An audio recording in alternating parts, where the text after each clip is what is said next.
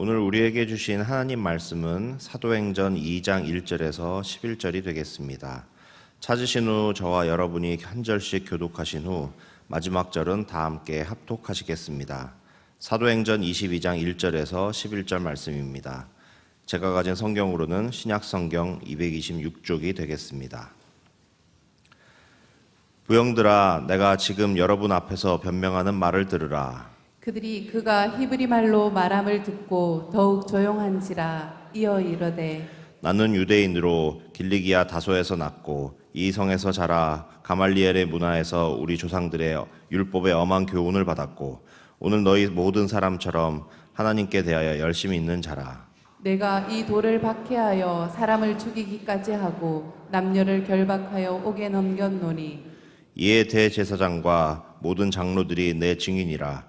또 내가 그들에게서 다메섹 형제들에게 가는 공문을 받아가지고 거기 있는 자들도 결박하여 예루살렘으로 끌어다가 형벌받게 하려고 가더니 가는 중 다메섹에 가까이 갔을 때에 오정쯤 되어 호련히 하늘로부터 큰 빛이 나를 둘러 비치매 내가 땅에 엎드려져 들으니 소리 있어 이르되 사울아 사울아 내가 왜 나를 박해하느냐 하시거늘 내가 대답하되 주님 누구시니까 하니 이르시되 나는 내가 박해하는 나사렛 예수라 하시더라. 나와 함께 있는 사람들이 빛은 보면서도 나에게 말씀하시는 이의 소리는 듣지 못하더라. 내가 이르되 주님 무엇을 하리이까 주께서 이르시되 일어나 다메섹으로 들어가라. 내가 해야 할 모든 것을 거기서 누가 이르리라 하시거늘 나는 그 빛의 광채로 말미암아 볼 수 없게 되었으므로 나와 함께 있는 사람들의 손에 끌려 다메섹에 들어갔노라. 아멘. 내가 영원히 주의 장막에 머물며 내가 주의 날개 아래로 피하리이다. 아멘. 주의 장막, 주의 날개 그늘. 비단 우리가 이렇게 예배하는 이곳 예배당, 이 예배당은 당연히 주의 장막일 거고요. 주의 날개 그늘 아래이겠죠. 하지만 비단 이 예배당뿐만 아니라 예배의 초소뿐만 아니라 지금 그 예배하는 지금 이 방송으로 예배하는 지금 여러분이 계신 그 집, 그 공간도 주의 장막일 줄 믿습니다. 또한 무엇보다 우리 지금 담임 목사님께서 남수단에 계시지만 남수단, 튀르키예, 브라질, 프랑스, 세네갈 그곳이 어디든 하나님을 예배하는 곳이고 하나님이 계신 곳이면 그것도 주의 장막이지요. 그것도 주의 날개 그늘 아래인 줄 믿습니다. 어느 곳에 계시든 하나님을 부르면 그곳이 주의 날개 그늘 아래가 돼서 저와 우리의 피난처가 될 줄 믿습니다. 안식할 수 있는 주의 장막 말입니다. 또 지난 밤 잘 주무셨습니까? 좀 요즘 궁금하시더라고요. 지금 계속 열대야가 계속 진행되고 있는데 이 무더위 속에서 어떻게 잘 주무시고 이 이른 새벽에 나오시는지 설교를 준비하면서 궁금해졌어요. 그래서 제가 잠깐 이렇게 여러분의 얼굴을 잠깐 이렇게 쭉 훑어봤습니다. 잠이 모자르신 분은 안 계신가? 그 모자른 잠을 혹시 이곳에서 좀 보충하시려는 분은 안 계신가? 조금만 참으셨다가 예배 끝나면 다시 집에서 주의 장막에서 주의 날개 그늘 아래에서 잠을 보충하시길 바랍니다. 조금만 이렇게 금방 끝나요. 그러니까 우리 어제 본문 우리 함께 보았지만 사도 바울이 잡힌 것 같지만 잡혔으나 역설적으로 잡히지 않았다고 제가 말씀을 드렸습니다. 바울의 손발을 묶을 수는 있죠. 하지만 바울이라는 존재 전체를 어느 누구도 묶을 수가 없었습니다. 왜냐하면 하나님이 이미 그를 묶었기 때문입니다. 하나님이 이미 그를 붙잡고 계셨기 때문에 어떤 누구도 사도 바울의 존재 전체를 붙잡을 수가 없었습니다. 하나님께 붙잡힌 이상, 성령께 사로잡힌 이상 그 사람은 어느 누구도 함부로 그렇게 할 수가 없었던 거죠. 그래서 어제 우리가 함께 제가 축복을 했습니다. 이런 사람, 이 바울과 같은 사람, 하나님의 큰 손으로 붙들었더니 어느 누구도 함부로 나를 붙들고 흔들 수 없는 그 사람이 우리 모두가 되었으면 하는 그런 말씀을 어제 함께 나눴습니다. 분명히 그런 사람이 지금 우리가 그런 사람이며 앞으로도 그런 사람이 되어갈 줄 믿습니다. 정말 축복합니다. 많은 사람들이 뒤흔들려고 하거든요. 많은 사람들이 자꾸 붙잡으려 하거든요. 조종하려고 합니다. 컨트롤하려고 합니다. 또 그것을 통해서 희열을 느끼는 사람들이 참 많아요. 어느 누구에게도 흔들리지 않고 좌지우지되지 않고 하나님께만 붙들린 저와 여러분 되시기를 다시 한번 축복합니다. 오늘 본문을 보니까 아니나 다를까 그런 사도 바울이 아주 태연합니다. 의연합니다. 붙들린 상태에서도 그래서 21장 39절과 40절을 보면 천부장에게 부탁을 합니다. 내가 좀 유대인들에게, 나를 흠씬 두들겨 팬 저 유대인들에게 할 말이 있다. 내게 기회를 좀 달라고 부탁하는데 천부장이 허락을 합니다. 그래서 오늘 우리가 이건 22장은 사도 바울이 그 허락을 받고 유대인들에게 내가 왜 여러분들에게 이런 오해를 받았으며 왜 이런 복음을 도초에 전했는지, 왜 이런 사람이 되었는지를 변증하는 장이 22장입니다. 어제 생명의 말씀 큐티 본문의 일부이기도 합니다. 제가 어제 그렇게 얘기고 드렸죠. 그래서 1절 보면 사도 바울이 그래서 변호를 시작하는 장면이 나오는데, 변증이라는 것은 내가 옳다는 것을 증명하는 일이죠. 바울의 변증도 바울의 변호도 그와 크게 다르지 않습니다. 나는 옳다라는 얘기를 합니다. 무엇이 옳다고 할까요? 어제 우리가 본문을 잠깐 보았지만 사도 바울이 크게 세 가지 비방을 당하죠. 우리 백성을 비방했다, 거짓 고소를 당합니다.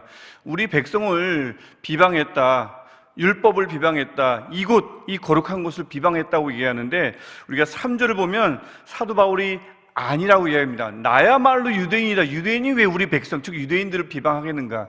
나야말로 이성에서 자랐는데, 나 예루살렘에서 자랐다.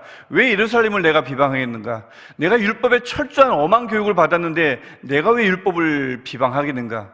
하나님에 대해 누구보다 큰 열심을 가진 자가 바로 나다. 나야말로 유대인이다 라는 변호를 합니다. 아주 제대로 된 변호죠. 이런 내가 어찌 유대인을, 어찌 율법을, 어찌 성전을 비방하겠는가? 아주 핵심을 정확하게 짚는 변호를 합니다. 굉장히 설득력이 있죠. 그런데 이 3절부터 5절까지는 그런 자신의 유대적 정통성, 또 하나님에 대한 열심을 이야기하지만 6절부터 11절 후반 부분은 그런 변증으로 이어지지 않고 내가 어떻게 하다가 이렇게 변했는가, 즉 예수님을 만난 사건을 쭉 이야기합니다. 우리가 잘 아는 내용입니다. 사도행전 9장에 이미 누가가 잘 기술했던 내용을 사도 바울이 오늘 22장에서 거의 비슷하게 반복을 합니다. 사도 바울이 누구보다 더 잘 알겠죠. 그의 개인적인 경험이니까 더 잘 알 겁니다. 그것을 쭉 이야기합니다. 그 핵심인 즉 이겁니다. 내가 옛날엔 그 모이는 어떤 유대인들보다도 열심을 낸, 하나님에 대한 열심이 굉장히 큰 유대인이었는데 예수를 만나고 내가 이렇게 변했다, 이렇게 달라졌다. 암시는 뭘까요? 여러분들도 이렇게 달라졌으면 좋겠다. 이런 변증의 내용을 쭉 이야기하고 있는 거죠. 우리 이 안에도 예수님 만나기 전과 예수님 만난 후가 굉장히 다른 분들이 있죠. 이 사람마다 그 변화의 폭이 다른 것 같아요. 원래 좀 괜찮았던 분들은 예수님을 만나서 좀 더 괜찮아지는 것 같은데 제가 좀 그렇습니다. 아니에요. 근데 어떤 분들은 예수님 만나기 전은 정말 형편없거나 굉장히 우울했거나 바닥의 생활을 했거나 막 그랬던 분들이 예수를 만나면 완전히 180도 변한 분들이 있더라고요. 그래서 보면은 어떤 분들은 꾸준히 예수를 만나는데 큰 그래프가 확 올라가는 게 아니고 그냥 쭉 가는 분들이 있고, 어떤 분들은 쫙 가다가 예수님 만나서 확 치솟은 분들이 계시더라고요.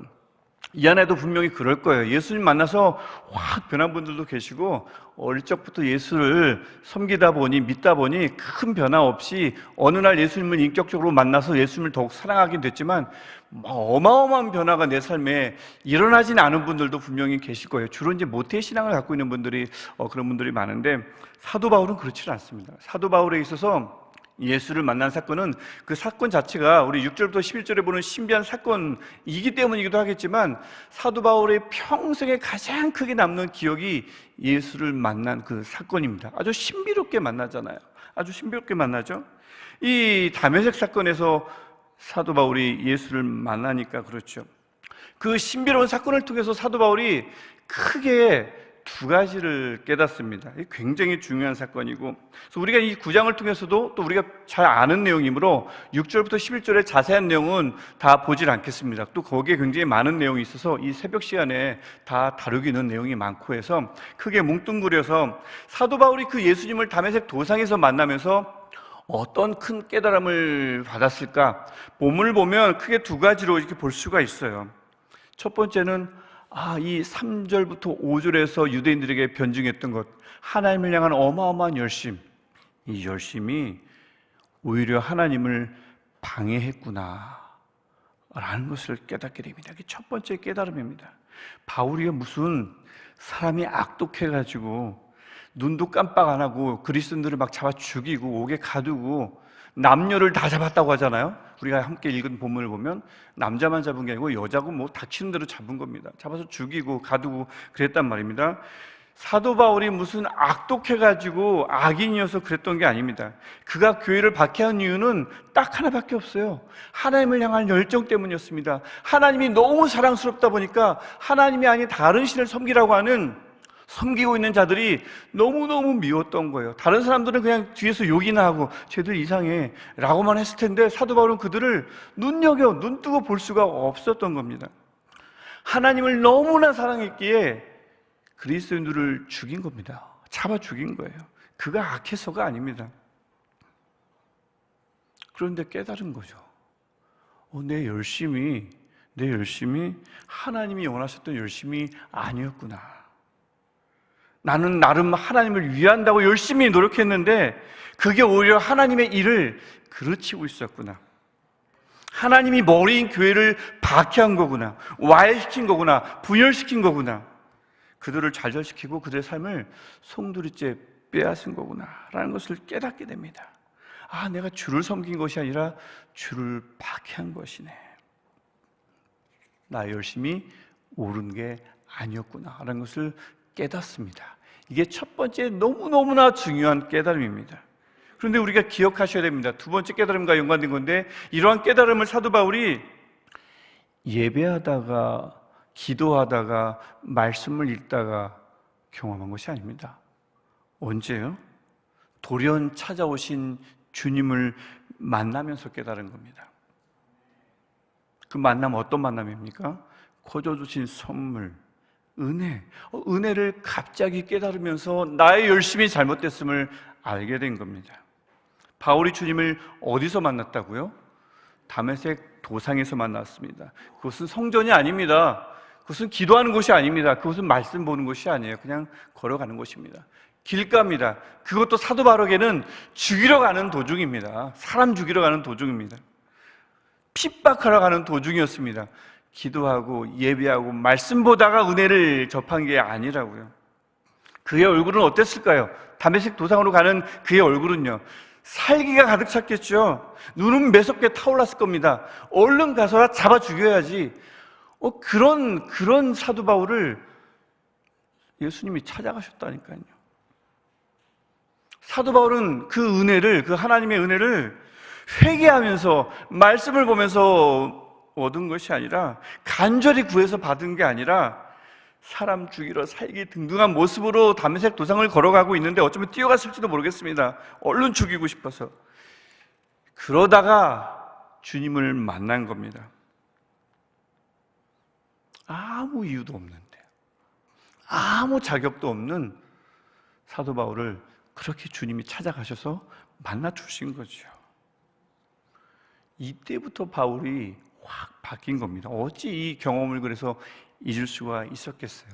여러 부분이 바뀌었겠죠. 은혜라는 것은 내가 구해야, 내가 말씀 열심히 읽어야, 내가 기도해야, 열심히 예배해야 주어지는 것이 은혜라고 분명히 평생 가르쳤을 거예요.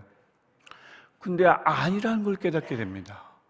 은혜라는 것은 자격이 있는 사람들에게만 주어지는 줄 알았는데, 나는 지금은 사람 죽이러 가고 있는데, 그것도 하나님을 섬기는 자들을 죽이러 가고 있는데, 예수님을 예배하는 자들을 잡아 죽이려고 가고 있는데, 그런 나를 만나주시다니, 그런 나를 불러주시다니, 은혜에 대한 생각이 180도 바뀌었습니다. 그러니 어찌 사도 바울이 그 사건을 잊을 수가 있었겠어요? 그러면 하나님의 은혜에 대한 생각만 바뀔까요? 사람에 대한 시각도 바뀌죠. 하나님은 그냥 찾아가는구나. 아무런 자격이 없어도 찾아가는구나. 인종과 상관없이, 남자와 여자인지 상관없이 그냥 찾아가는구나. 자유인, 종 상관없이 찾아가는구나. 교육의 유무, 지식의 유무, 신분의 고하를 막론하고 그냥 찾아가는구나 라는 것을 사도 바울이 깨닫죠. 하나님의 은혜에 대해서 온전히 깨닫게 되자 사람을 보는 눈도 사도 바울은 분명히 달라졌을 겁니다. 은혜를 제대로 체험하니까 사람도 다르게 보기 시작했겠죠. 다른 사람 수용할 줄 알게 되고 다른 사람이 되어줄 줄 알게 되고, 그래서 이방인이 되면 이방인이 되어주게 되고, 율법이 없는 자에게는 율법이 없는 자처럼, 율법이 있는 자에게는 율법이 있는 자처럼 되어준단 말입니다. 가난한 자에게는 가난한 자가 되어줬단 말이죠. 이런 사도 바울이 되어줬단 말입니다.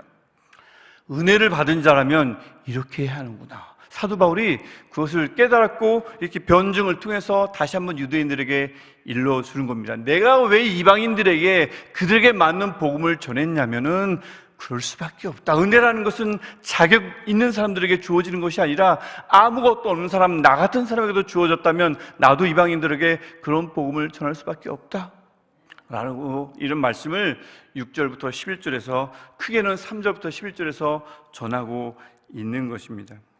예루살렘 교회는 굉장히 의아했을 거예요. 의아했을 거예요. 그래도 왜 하필 바울인가? 우리에게는 12사도가 있는데, 우리에게는 7집사가 있는데, 우리가 수만 명이나 되는데 왜 하필 저 바울인가?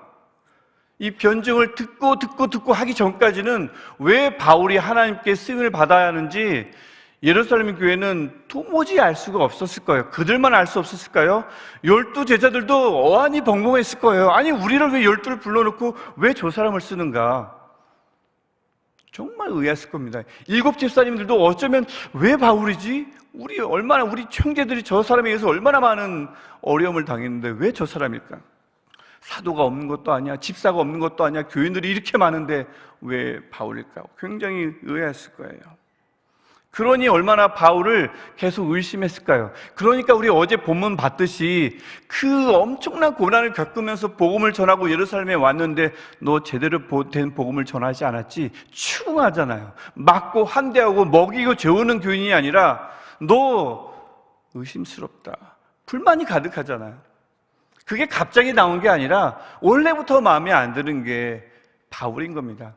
여러분, 바울서신 읽다 보면 왜 사도 바울이 편지를 적으면서 늘 나는 예수 그리스도의 바울이 사도다라고 왜 자꾸 언급하는지 아십니까? 그냥 인사말이 아니에요. 아무도 믿어주지 않는 나의 사도성을 사도 바울은 확신하고 나는 사도다, 내가 사도다, 내가 자원한 사도가 아니라 하나님이 부르신 사도다, 제발 믿어다오. 이런 자기소개를 인사말에 넣은 겁니다. 이렇게 해도 교회가 잘 믿어주질 않으니까, 의심하니까. 예루살렘 교회야말로 특별히 그렇게 사도의 그런 자격을 의심하고 의아해했을 겁니다. 하지만 하나님의 계획은 달랐어요. 누구보다도, 12 제자보다도, 7 집사보다도, 수만 명의 예루살렘 교회 교인보다도 사도 바울이 제격이었습니다. 그리스도인들을 잡아 죽이러 가는 저 사도 바울을 불러 세우면, 내가 그를 사랑한다 깨닫게 한다면, 내가 너를 쓰겠다 깨닫기만 한다면 사도 바울은 엄청나게 변할 거야. 은혜가 거저 주어졌다는 것을 12 사도보다도, 7 집사보다도, 수만 명의 예루살렘 교인들보다도 더 뼈저리게 깨달을 거야. 하나님은 이것을 알고 계셨습니다. 그래서 저 사도 바울을 불러 세우면, 또 사도로 부르면, 사도 바울은 12 제자와 달리 많은 사람들에게, 아니요, 모든 사람에게, 어느 누구에게든, 자격 없든 자격이 있든 어느 누구에게든 저 사도 바울만큼은 하나님의 은혜를 잊지 않고 그에게 찾아갈 거야. 하나님이 이것을 알고 계셨습니다. 예루살렘 교회만 몰랐던 거예요. 하나님은 알고 계셨습니다. 그래서 사도 바울을 불러서, 사도로 불러서 복음을 전하게 하면 그는 누구든 수용할 거야. 그들이 누구든 그들이 되어줄 거야 라는 계획을 하나님은 알고 계셨고, 아니나 다를까 사도 바울은 그렇게 하나님의 계획대로 순종해서 복음을 가는 곳마다 전했던 겁니다. 그리고 하나님이 그 사도 바울의 그 열정을 다시 사용한 거죠. 은혜를 제대로 체험하게 했더니 열정이 달라졌습니다. 일단 방향이 달라졌죠. 하나님을 향한 열정으로만 채워져 있었는데 그 열정이 예수님을 향하기 시작했습니다. 또 다른 변화, 그 열정의 성격이 달라졌습니다. 열정의 성질이 달라졌어요. 이전의 열정은 어떤 겁니까? 다르면 못 참습니다. 다르면 짓눌러야 합니다. 다르면 무시합니다. 다르면 용납하지 않습니다. 죽여야 합니다. 이런 열정이었습니다. 열정이 바뀌죠? 이제는 달라도 포용합니다. 이제는 자격 없어도 무시하지 않습니다. 왜냐하면 내가 그랬거든요. 다메섹 도상에 있는 사도 바울이 그랬거든요. 근데 나를 만나 주셨거든요. 열정의 성질이 바뀌었습니다. 화합합니다. 그러니까 예루살렘 교회가 힘들게 왔는데 예루살렘 교회가 맞아주지도 않는데도 그들을 버리지 않고 휙 돌아서지 않고, 그래 내가 나시린 예식 치러줄게. 치르잖아요. 힘들어 죽겠는데 그거 하잖아요. 그리고 나중에 사도행전 쭉 읽어보시면 예루살렘 교회를 위해서 열심히 모금해서 돌아왔어요. 빈손으로 온 거 아니에요. 자신을 의심하는데, 자신의 사도성을 계속해서 의아하게 생각하는데도 그들이 어려움에 빠지자 목숨을 걸고 돈을 열심히 모읍니다. 예루살렘 교회를 위해서 모아요. 달라졌잖아요. 나를 인정해 주지 않는 교회를 위해서 목숨을 걸고 돈을 모았다니까요. 그들을 살리려고. 이렇게 바뀐 겁니다. 따돌림 당해도, 무시당해도, 인정받지 못해도 예루살렘 교회와의 화합을 위해서 노력하는 사도 바울의 모습이 잘 보이잖아요. 유대인들에게도 왜 지금 변증하고 있습니까? 자신을 막 때렸는데 하나님의 저주를 충분히 이야기할 수도 있는데 그게 아닙니다. 제발 너희들도, 여러분도 예수님을 믿었으면 좋겠다라는 말을 방금 전만 해도 흠씬 두들겨 팬 유대인들에게 말하고 있잖아요. 열정이 달라졌어요. 결국 22장의 이 3절부터 11절의 변호는 나는 옳다라는 변증이기도 하지만 내가 왜 어떻게 하나님으로부터 특별히 쓰임을 받고 있는지를 교회에게 알려주는 복음이기도 합니다. 그래서 우리가 이 변증문을 가만히 보면서 한번 돌아봐야 돼요. 우리도 바울처럼 사로잡힌, 우리도 그런 사람들이잖아요. 우리도 바울처럼 하나님의 은혜를 그냥 거저받은 사람들이잖아요. 특별히 특혜 받은 분들 없잖아요. 그냥 거저받은 분들이잖아요. 그러면 바울처럼 돌아보아야 합니다. 뒷사람 말고 돌아보아야 합니다. 무엇을요? 바울처럼 나를 부르신 은혜, 그 구원의 은혜를 다시 한번 떠올려 보아야 합니다. 무엇보다 나를 부르신 그 하나님의 그 구원의 은혜가, 그 구원하신 그 하나님의 은혜의 그 이유가 내 안에는 하나도 없다는 것을 다시 한번 확인하고 또 확인해야 합니다. 이건 오로지 주님이 그냥 거저 주신 선물이야 라는 이 은혜를, 이 진리를 마음에 새기고 또 새겨야 합니다. 그게 안 되면요, 누구나 다 사도 바울의 이전의 열정처럼 자격을 논하고, 그게 안 되면 사람 구분하고, 그게 안 되면 다르면 참지 못합니다. 다르면 용납하지 못합니다. 다르면 배척합니다. 다르면 무시합니다. 이 거저 주신 은혜가 희미해지면 내 열심은 누군가를 죽이고요, 이 은혜가 희미해지면 내 열심은 누군가를 분열시키고요, 누군가를 배척합니다. 다르다는 이유만으로. 이 은혜가 희미해지면 지금의 내 열심이 예수를 만나기 전 사도 바울의 열심과 다르다고 누가 자신할 수 있겠습니까? 은혜가 희미해지면 위험한 겁니다. 거저 주신 은혜, 이 은혜를 다시금 깊이 새기고 새길 때에 내가 가진 열정이 세밀하게 조율됩니다. 그때 하나님이 그런 우리를 사용하셔서 우리가 있는 어느 곳이든 그곳에서 아름다운 하모니를 만들어내실 줄 믿습니다. 어쩌면 예루살렘 교회처럼 어떤 이들이 왜 하나님이 저 사람을 특별히 사용하시지 의아해할지도 모릅니다. 왜 저 사람이지? 왜 저 사람 저기서 일하고 있지? 별로 마음에 안 드는데. 은혜가 떨어진 사람입니다. 은혜가 힘해진 사람입니다. 신경 쓸 필요 없어요. 그러거나 말거나요. 하나님이 제격이다 하면 그만입니다. 어떤 자요? 주의 은혜, 거저 주시는 은혜를 기억하기만 하면 그만입니다. 그 은혜를 기억하며 내가 가지고 있는 열정을 올바르게 사용하면 그만입니다. 하나님이 제격이다 말씀해 주시면 그만인 것입니다. 우리 같이 이 마음 가지고 같이 기도했으면 좋겠어요. 주님, 오늘 우리 마음에 얼마 전 아니면 예전에 내게 주셨던 그 거저 주셨던 그 은혜가 다시 한번 내 안에 크게 자리하게 하옵소서. 크게 떠오르게 하옵소서. 그 은혜 때문에, 그 은혜로 말미암아 하나님을 향한 내 열심이 누군가를 살리는, 우리 공동체를 연합하게 하는, 화합을 이루는, 다름을 수용하고 포용하는 올바른 열심 되게 하옵소서.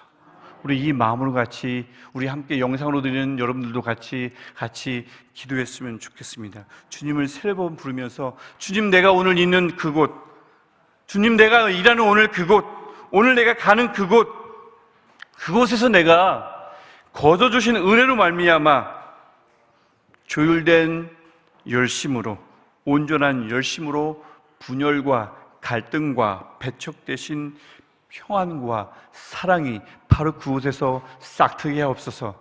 내가 그 평안과 사랑의 핵심이 되게 하옵소서. 우리 같이 이 마음 가지고, 주님, 은혜를 다시 한번, 거저 주신 은혜를 다시 한번 깨닫게 하옵소서. 그 은혜를 깨달을 때 나의 열정이 다시 한번 온전히 조율되게 하옵소서. 그 열정을 통해 화합이, 평안이 나로 말미암아 일어나게 하옵소서. 우리 주님을 세 번 부르고 간절한 마음으로 하나님께 기도하겠습니다. 주여, 주여, 주여. 하나님, 우리를 부르신 하나님, 2000년 전 다메섹 도상에서 사도 바울을 불러주신 하나님, 살기 등등했던 사도 바울을 불러주신 하나님, 열심히 남을 죽이고 열심으로 남을 무너뜨리고 열심으로 삶을 송두리째 빼앗는 사도 바울을 불러주신 하나님, 그 열심을 돌려 예수님을 향하게 하시고, 그 열심을 돌려 사람들을 포용하게 하시고, 그 열심을 향하여, 열심을 가지고 많은 사람들을 향하여 복음을 전하게 하신 그 하나님의 은혜가, 하나님 오늘 이 시간 우리에게도 충만하게 하옵소서.